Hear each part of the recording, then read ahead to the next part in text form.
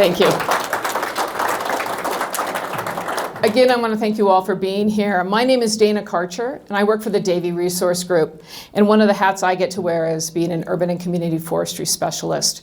And I get to work with fabulous cities like Fort Collins. But most importantly, I wanted to have the team from Fort Collins raise their hands if they're in the room. So these are some fabulous tree experts. So when you start to ask me questions about trees, I'll probably refer you to one of them. Although I'm an arborist, I don't get to play in the trees as much as I'd like to. And then from the Davie Resource Group, if our team could raise their hands. And I'll give you what their role is going to be in a little bit. And like I said, we're very excited to be here. So like the slide says, this is our agenda for today. We're going to talk about the trees in Fort Collins in a variety of ways. We're going to share with you some of the benefits of tree canopy, which is the overarching, overall trees that you look at if you were if you were flying over the city. That's what the canopy is. We were going to talk a little bit about what we've heard from other people because we've had a couple of different ways to engage the public. We're going to talk about some recommendations that we've built with the city that we need to get some feedback on, and that's what's around the room. And we're going to have our team, the Davie Resource Group team, at each station so that if you have questions or comments, that they can take those into account. We want to be casual. We want you to be relaxed. We want you to make sure that if you have tree expert questions that you go to Fort Collins, not us. We're good, but they're better. So why plan? Why do we talk about planning? Well, trees are the only community asset that actually increases in value year after year. Just like roads and signs in this beautiful library that we're in, and parks, they do have to be proactively managed. And many times, and in many communities, they are not. In Fort Collins, they are managed very well. We want to create a vision for trees in Fort Collins, and what does that mean? That they're going to have a longer future, we hope, to create more canopy for a better community. The goals and recommendations are part of the vision that we have.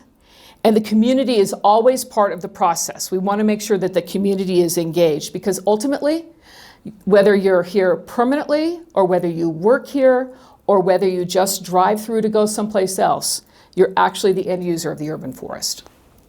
And the urban forest meaning all trees, not just the trees that the city manages. So we use this planning process. It's called adaptive management. You may have heard it before. But we talk about what we have, what we want, how do we get there, and how do we follow up on all of that? And what we have is the background of the city and what they've been doing. So what kind of work are they already doing? What kind of ordinances do they have to help preserve trees? How often are they pruning the trees? What qualifications do the people have that are in the room? So we worked with the city to define their processes and learn more about them and what their ordinances are and what their current management system is. And what do we want is it kind of in phases. So it's the city's needs. What do they need to manage? What do their budgets look like? Those types of things. But what do you want as citizens here? What do the stakeholders want? And how do they envision the urban forest? And how does that mesh with how the city is funding and working through their urban forest? And then we build the plan. And then really it's up to Fort Collins to analyze their process and whether or not this is working. So how are they doing is at the end, the question that we ask at the end with them. And they probably are going to ask that question of themselves about every year to make sure that they're fulfilling the needs of the plan. This is the timeline. We launched this in the summer. We began public engagement in the fall, and we began to gather our data. And right now we're in that winter, draft recommendations and public engagement. So we have drafted these recommendations for you right now. These are the ones that are around the room. And then we're going to go to City Council for a little workshopping and some budgeting, and then we'll do the final plan in the summer. So let's talk about the tree canopy in Fort Collins and what that really means. Many of you saw this when you came in, and it talks about the benefits that trees provide. And you know, trees are beyond shade and beauty, and I laugh because this does have a little beauty in here somewhere. I think they're down there in the corner. I always try not to talk about that because we love them and we know they're beautiful, and we kind of don't recognize that as much as we should be recognizing some of these other things that trees provide. But in order to capitalize on the benefits that trees provide, they do have to be managed and really managed well. And so we talk about why canopy exists in community. About 15% of the canopy in any one community is actually managed by the city. The rest of it is managed by people like you. So this is what the city canopy cover looks like. And then the growth management area is also noted in here as well. So it's almost 14%, which someone might raise their hand and say, well, is that good or is it not good? Kind of depends. Kind of depends on where you are. There were some studies that were done. Well, actually, there weren't studies that were done. There was an organization that put out that every city that was in an environment like this, where the weather's a little bit harsher, where we don't have as many species, we should have 25% canopy. And cities that didn't meet this should have 40% canopy. But that's not based in science. So science and how the canopy looks and where trees can be planted should actually dictate what the canopy goal is. And currently, Fort Collins does not have a canopy goal. So this tells you a little bit about the canopy change. So it did grow, and it has increased, which is really important since 2011. This is one of my favorite things. We talked about doing some deep dives into canopy. So we looked at bus stops. Why bus stops? Because we always want to encourage alternative forms of transportation. That's an air quality issue. So by encouraging people to take buses, we want it to be comfortable for them, so we want to make sure that they have shade there. And then the same thing with the bike lanes. Another alternative form of transportation, and we heard from a lot of people that said that the bike lanes get hot. So again, we want to make sure that we're looking at the places where people need trees and where they will use trees.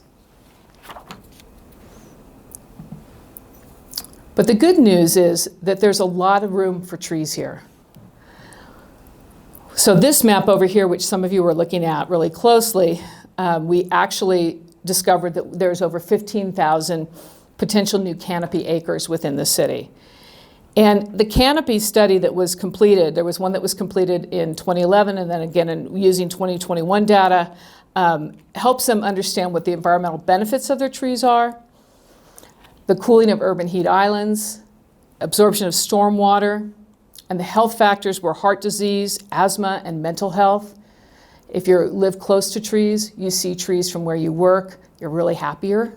You may not know that, but you are. And then socially, in general, low-income areas have less trees, and renters have less trees around their properties, and those are some of the things that we looked at when we determined what the priority planting index should be. As I said before, we engaged the community, and so this is some of the things that we found out about. There were already 2 public meetings. People love trees here. That's probably why you're all in this room. And they love their trees on their public property. They like to see the city take care of trees and plant more trees. And the people who work for the city of Fort Collins and manage the trees are viewed very favorably. We had about 100 participants in the 2 public meetings that we've already had. These are some of the comments that we got. Just public trees seem well cared for, and it seems like there's just the right amount of trees, or there may be just too few trees. That was kind of a toss-up there.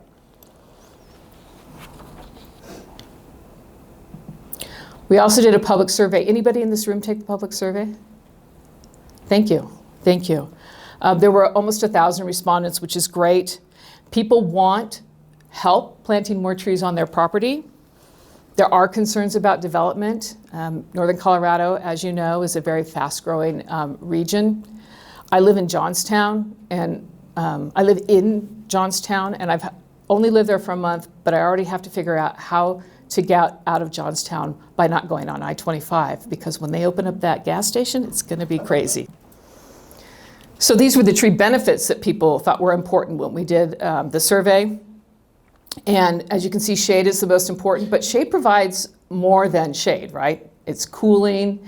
It's, it could be 10 to 15 degrees cooler in the shade, which means you may stay out longer or you may take the bus, or you may want to ride your bike. That's the point of that.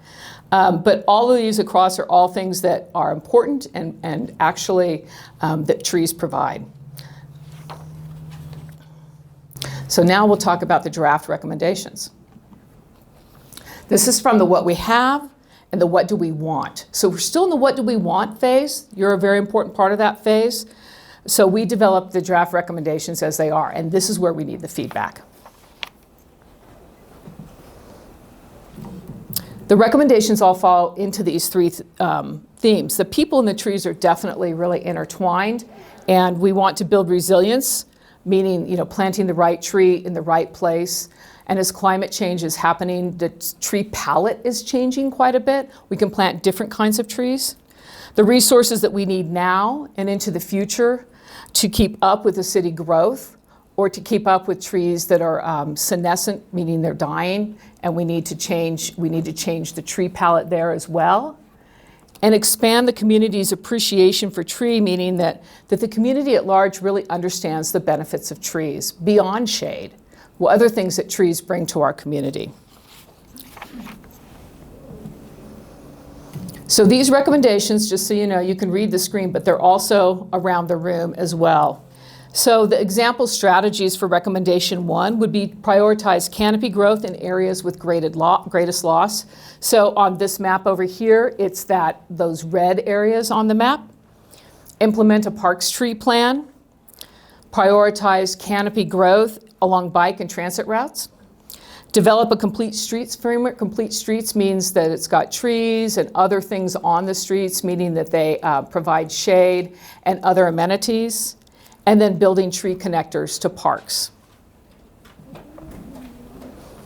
In recommendation 2, to create a tree planting plan, consistently plant and replace tree removals, incorporate new climate resilient species, prioritize planting in places that promote human and environmental health, shift species composition of public trees so that we're not reliant on one specific tree.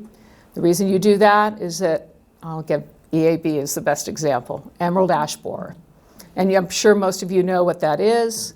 If you don't, grab one of the arborists in the room and we'll explain.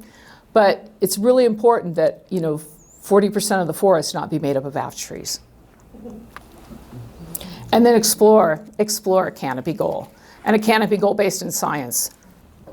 And then recommendation 3, complete the shift to proactive management of Fort Collins public trees. They're really pretty good right now, but to implement a 5-year pruning cycle that would be funded every year would be great. Plan to scale up pruning activities as the forest grows because we want to plant more trees. And make the decisions to prune and care for trees, I should say, based on data, not just based on timing or something like that. And then recommendation 4, you want to strengthen city policies to protect trees, adopt a revised land use code, create a voluntary heritage tree program, expand education and outreach about private trees, expand land use code to non-development scenarios, and develop policy for tree protection on private land.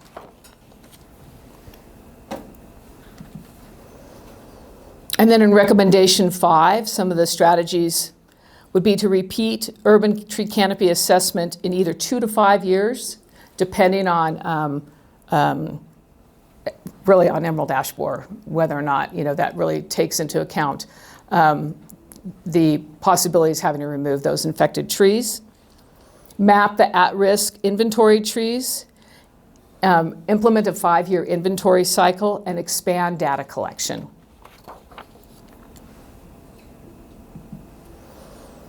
And then recommendation 6, sustainably grow the forest division to keep pace with the growth of the urban forest, which is really important because you don't need less people to take care of more trees. So add planning, planting, and pruning and grant staff. Pursue grants and limited funding. We saw the largest amount of urban forestry funding come to the U.S. this year with $1.5 billion with a B. We were lucky we got $40 million.